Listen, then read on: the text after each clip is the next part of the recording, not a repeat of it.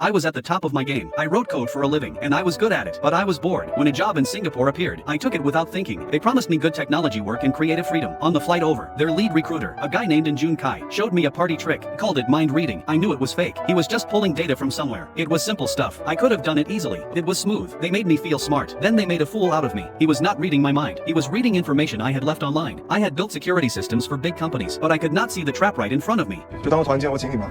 跟人收一下 passport，待会儿办转机。有枪，这个枪，哎 ，Hello， 什么情况呀？我们是来旅游的。In that moment, nothing made sense. Team building, passports, a gun. My brain finally understood what my eyes were seeing. So I ran. I just wanted to get away and call for help. But in their world, I was easy to catch.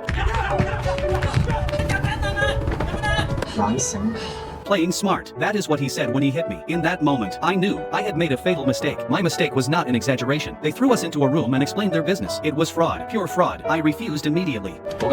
My refusal made them angry. They had their own twisted rules. They said madness was the only path to success. And for those who refused to join them, they had other ways to convince us.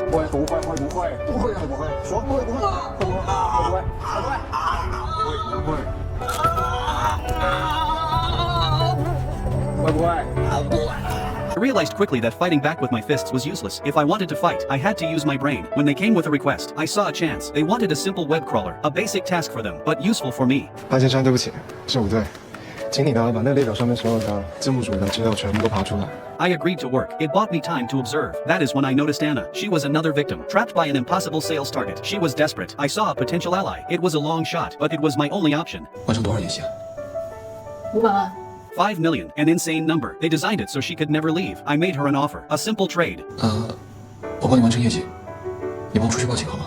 But helping her truly required more than just skills. I needed my own equipment, my computer, my hard drives. I went to manager Lu and proposed a system upgrade. I sold it as a way to boost his efficiency and automate his work. 我想做一个自动化程序，把人工客服功能全部放在 App 里。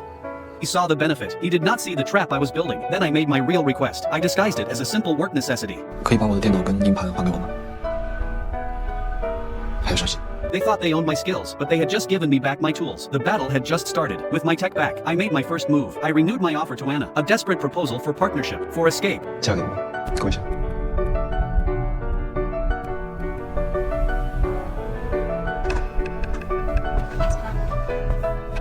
跪下。乖嘛。别想。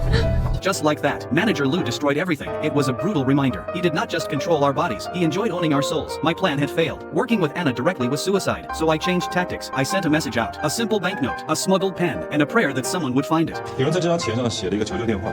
The air turned cold. This was not an investigation. It was a test, a public loyalty test where failure meant something terrible. 那到底是谁想要毁掉这里？是我。是我写的。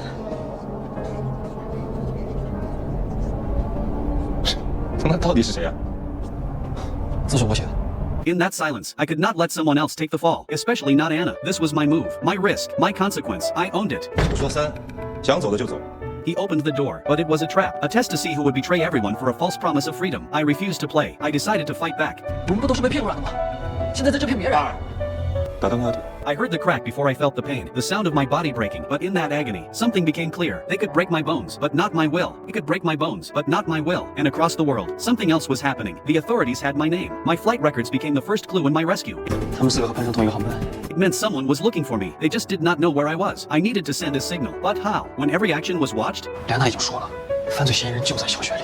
A school. The lead was too vague. They needed more precision. I could not use paper or a phone, so I decided to use the one thing they forced me to teach. They made me a teacher to humiliate me, but they gave me a platform. I could broadcast. The lesson that day was simple numbers. 二进制啊是编程的基础，二进制里边0等于0，1等于1，2等于10，3等于11，咱们上节课讲了啊。那么4等于多少？100。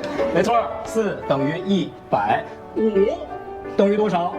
谁能回答？100。啊，孩子们这么聪明吗？没错啊。那么6等于多少？你不许回答。谁知道？6等于多少？ For the kids, it was just math, but I was praying someone outside was listening. 6 is not just 6. In binary, it is 110, China's emergency number, my signal. 说62进制的110，你是打电话的是不是？一定是潘生在给我们提供线索。 It worked. My signal was received. The outside world was finally coming. The sound of the approaching rescue was beautiful. It started with panic, then chaos. The raid was on. Manager Lu's first instinct was not to fight. It was to destroy, to erase all the evidence I had built. 把电脑砸了。警察来了，砸呀！ He was trying to delete everything. Destroying the servers meant destroying the records of every victim, but he made one mistake.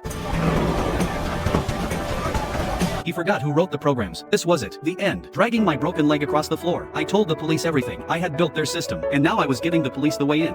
我学的是留了后门，受害者名单都在里面。 Lou's face was pure shock. All his power destroyed by a few lines of code he never knew existed. But he was not finished. He had one last trap. 强制爆破密码失败3次，直接触发服务器可视化命令，他就是让你们上钩，然后把它销毁证据。 Checkmate. The police froze. They were caught in his final move. I was the only one standing between justice and destruction. The programmer had become the weapon.